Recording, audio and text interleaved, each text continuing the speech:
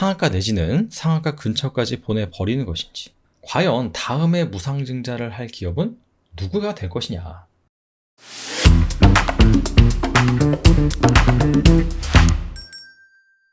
요즘 했다 하면은 상한가로 바로 보내버리는 이벤트가 있습니다. 일각에서는 돈 복사라고 표현을 하기도 하는데요. 바로 무상증자입니다. 얼마 전에 노터스가 무상증자를 공지를 했죠. 자그마치 1대8 규모의 무상증자를 발표를 했습니다. 한 주를 가지고 있으면 8주를 준다는 그런 의미예요. 자, 이에 따라서 전일도 상한가를 기록을 했는데 무상증자 발표 전 대비 거의 주가가 6, 7배나 올랐습니다. 그리고 전일 인카금융서비스 역시 무상증자를 한다고 공시를 했는데 종가는 12.7% 올라서 마감을 했지만 장중한 때 거의 상한가에 근접을 하기도 했습니다. 자, 그래서 무상증자가 과연 무슨 이벤트이길래 이렇게 했다 하면은 상한가 내지는 상한가 근처까지 보내버리는 것인지, 그리고 다음에 과연 무상증자를 할 가능성이 높은 주식은 무엇인지 알아보도록 하겠습니다. 자, 먼저 무상증자는 주식을 공짜로 나누어 주는 겁니다. 자, 그렇다면 이렇게 생각해 볼 수가 있겠죠. 1대1 무상증자다. 한 주를 가지고 있으면 한 주를 더 주는 겁니다. 그러면 나는 수익률이 2배가 되겠네. 100%가 되겠네. 만약에 한 주를 가지고 있는데 2주를 준다. 200%가 되겠네. 그렇게 생각할 수가 있는데 전혀 아닙니다. 만약에 1대1 무상증자다 라고 한다면 한 주를 내가 더 받는 대신 주가는 반토막이 됩니다. 1대2 무상증자다. 2주를 더 받는 대신 주가는 67% 정도 하락을 합니다. 그래서 무상증자 전이나 무상증자 후나 주주의 지분 가치는 동일하다라고 보시면 됩니다. 즉 펀더멘탈 관점에서는 전혀 이 변화가 없는 이벤트다라고 보시면 돼요. 자, 그럼에도 불구하고 무상증자가 왜 호재로 여겨지느냐? 첫 번째, 착시 효과입니다. 10,000원짜리 주식이 있어요.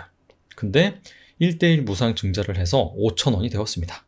자, 그렇다면은 10,000원짜리가 갑자기 5,000원이 됐네 라고 하면서 착시 효과가 발생을 한다 라고 볼 수가 있겠고요. 자, 마트에 바나나를 팝니다. 근데 1인 가구예요, 나는. 자, 그렇다면은 이 바나나 한 송이를 다 사기가 부담스럽죠. 몇 개 먹지도 않았는데 갑자기 거무튀튀해지더니 초파리가 막 꼬입니다. 그렇다면은 얼마 먹지 못하고 버리게 되죠. 자, 근데 만약에 낱개 하나씩을 판다라고 한다면 주저없이 살 수가 있겠죠. 자, 그런 관점에서 이 무상증자 역시 뭔가 주가를 쪼개면은 매수세가 더 유입될 수 있다. 자, 그런 차원에서 유통 주식수가 늘어나면서 거래가 활성화된다. 자, 그렇게 보시면 됩니다. 자, 마지막으로 재무 건전성을 어필하는 그런 부분도 있어요. 착시 효과나 거래 활성화, 이 부분은 여러분들이 인터넷을 찾아보거나 웬만한 서적에서 다 보실 수가 있습니다. 하지만 재무 건전성 어필 같은 경우에는 아마 기술하고 있는 그런 플랫폼이나 책은 별로 없을 거라고 생각을 해요. 이 부분 같은 경우에는 재무제표상에서 자본 총계라고 표현을 하죠. 크게 잉여금과 자본금으로 구성이 됩니다. 잉여금은 주주와의 거래 내지는 사업을 통해서 차곡차곡 회사가 쌓은 돈이다라고 보시면 되고요. 자본금은 주식수 곱하기 액면가, 즉 그 회사의 설립 자본금이다 라고 보시면 됩니다. 근데 회사 입장에서는 이 잉여금을 계속해서 잘 쌓아놓은 것이 중요합니다. 근데 만약에 무상증자를 하면은 그 무상증자하는 그 규모만큼 잉여금에서 돈을 빼서 자본금으로 옮겨야 됩니다. 회계상 그렇게 된다라고 보시면 되고요. 자, 근데 그게 재무 건전성이랑 무슨 상관이 있느냐? 제가 잉여금은 잘 쌓아놔야 된다고 말씀을 드렸습니다. 만약에 그 기업이 어려운 상황을 맞아서 적자를 계속해서 기록을 해요. 그러면은 잉여금을 다 까먹고 결국에는 이 자본 총계가 자본금 밑으로 내려오는 현상이 발생을 하는데 자본 잠식이라고 표현을 하고요. 이 자본 잠식이 심해지고 회복이 안 된다라고 한다면 상장 폐지까지 될 수가 있습니다. 자, 그런 차원에서 이 무상증자를 한다는 것은 잉여금에서 돈을 빼서 자본금으로 넣는다는 것인데, 자, 우리는 잉여금에서 돈을 빼도 건전하다, 우량하다. 자, 그런 것들을 간접적으로 어필하는 이벤트가 바로 무상증자가 될 수가 있다. 자, 그렇게 볼 수가 있습니다. 자, 중요한 거는 펀드멘탈과는 거의 상관이 없다. 그냥 수급 관점에서 호재다라고 보시면 됩니다. 자, 이번엔 앞서서 이 노토스의 사례를 간단하게 말씀을 드렸는데 좀 구체적으로 살펴보면서 노토스가 언제 무상증자를 했고 이에 따라서 주가 흐름은 어떻게 또 형성이 됐는지 무상증자 주요 이벤트와 주가 흐름을 한번 설명해 드리겠습니다. 노토스가 5월 9일 날 무상증자를 공시를 했습니다. 주가 차트를 보면 바로 이때요. 자, 이때 장대 양봉이 살짝 솟은 것을 알 수가 있죠. 거래량도 터지면서.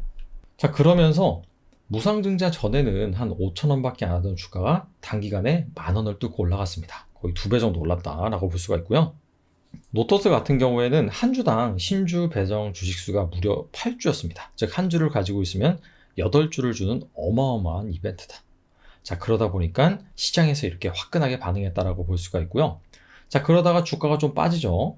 자, 빠지다가 갑자기 이때부터 점상을 3번 기록을 하더니 그러다가 이번에는 장대 양봉을 보여주면서 상한가를 기록을 합니다. 즉 5연상을 기록을 했다. 이때 무슨 일이 있었을까요? 6월 2일이 신주 배정 기준일입니다. 사실 공시는 5월 9일 날 나왔는데 무상증자에 참여하기 위해서는 6월 2일까지 이 노토스의 주주 명부에 등재가 되어야 됩니다. 자, 그렇다면 정확히 말씀드리면 이 영업일 전, 즉 5월 31일까지 이 노토스란 주식을 가지고 있어야 돼요. 자, 그러면은 노토스 무상증자에 참여할 수 있게 됩니다. 자, 근데 하루 지나서 6월 1일 같은 경우에는 더 이상 노토스 무상증자에 참여할 수 없다라고 해서 권리락이 발생을 합니다. 이 권리락이 발생하는 날 이 노토스 주가가 8분의 1 토막이 나요. 왜냐면은 1대8 무상증자이기 때문에.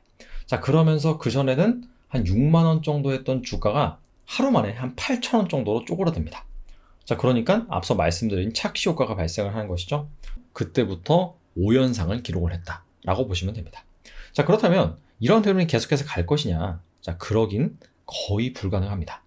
왜냐하면은 이렇게 8분의 1 토막 나면서 바로 신주가 들어온 것이 아니라 여기 신주의 상장 예정이라고 있죠. 6월 22일입니다. 이때 한 주당 새롭게 부여되는 8주가 들어옵니다. 자, 근데 이렇게 주가가 엄청나게 올랐잖아요. 즉 신주 상장 예정일엔 엄청난 오버행 물량이 쏟아질 가능성이 높다. 자, 그래서 아마 언젠가는 제자리로 돌아오지 않을까 생각을 합니다.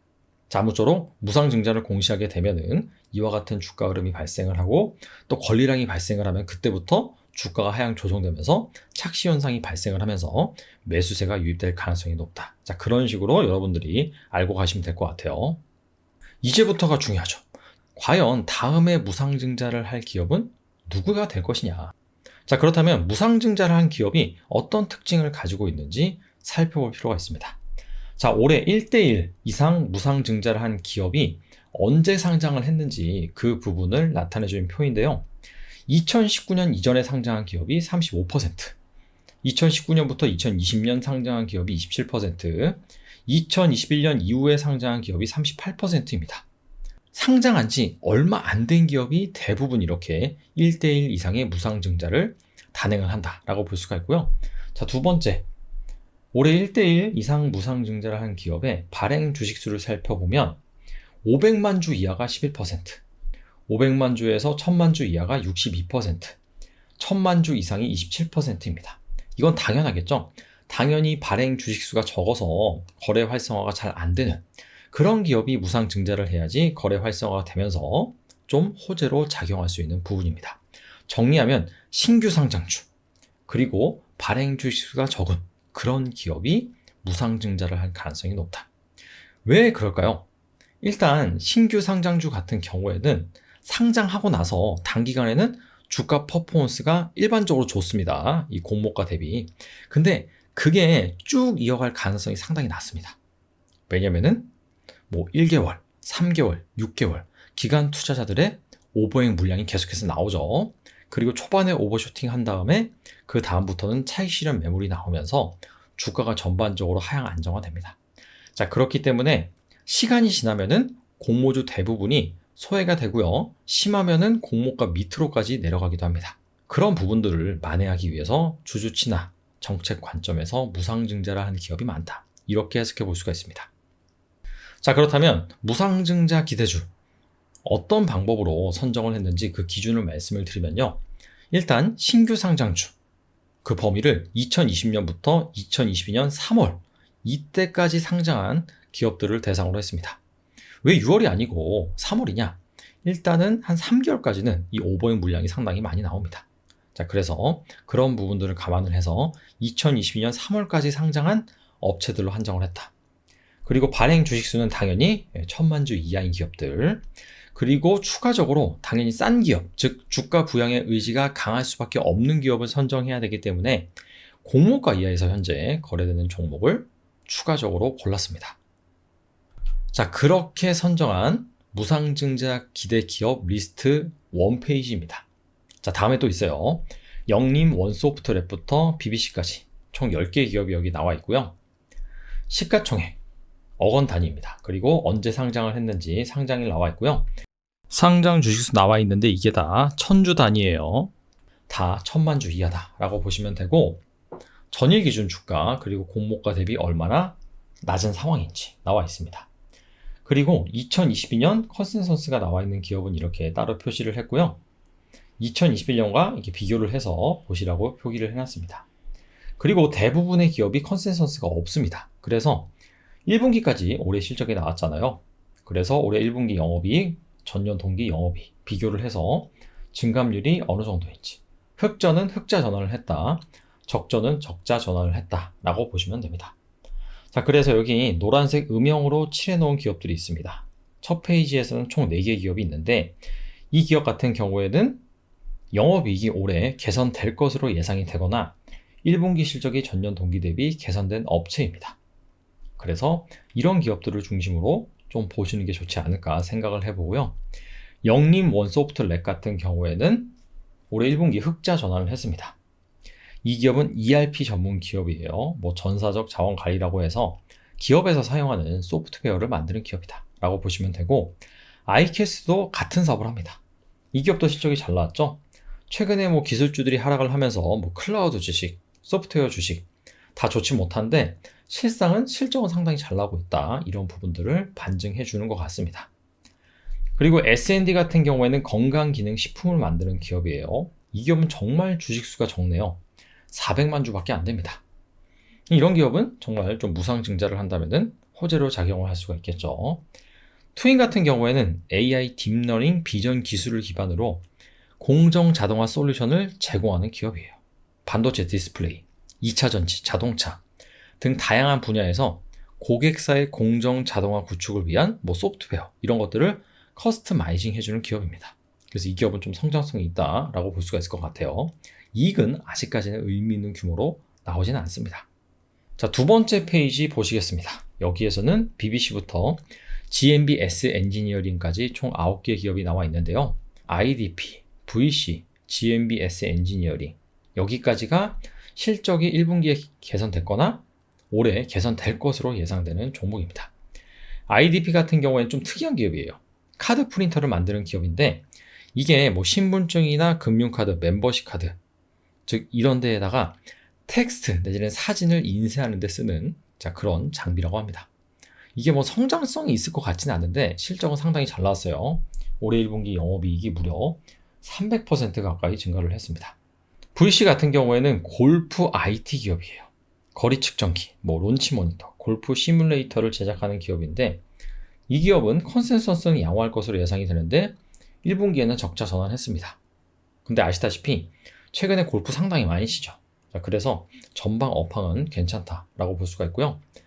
GMBS 엔지니어링은 반도체 디스플레이, 에너지 관련 산업에서 발생하는 가스, 분진, 오폐수 이런 것들을 정화하는 장비인 스크러버를 만드는 기업입니다. 최근에 ESG 트렌드 이런 부분에 결부가 돼가지고 장기 약간 성장성이 유망하다고 볼 수가 있겠죠. 자, 지금까지 이 무상증자가 왜 호재고, 그리고 무상증자를 단행할 가능성이 높은 기업들 살펴봤는데, 일단 발행 주식수가 적고 주가를 부양해야 되는 이유가 있는 신규 상장주가 무상증자를 단행할 가능성이 높다라고 결론을 내릴 수가 있었죠. 하지만 이 무상증자는요, 언제까지나 이 수급적인 이벤트성입니다. 펀드멘탈과는 무관하다 라는 관점에서 무중으로 오른 주가는 사실상 펀더멘탈이 받쳐주지 않는다라고 한다면 다시 제자리로 돌아올 가능성이 있습니다. 자, 그래서 무중 가능성이 높은 주식 중에서 공모가보다 싸고 실적 개선 가능성이 높은 그런 주식에 여러분들이 주목을 하는 것이 좋겠다라고 말씀을 드리고요. 오늘은 여기까지 하겠습니다. 감사합니다.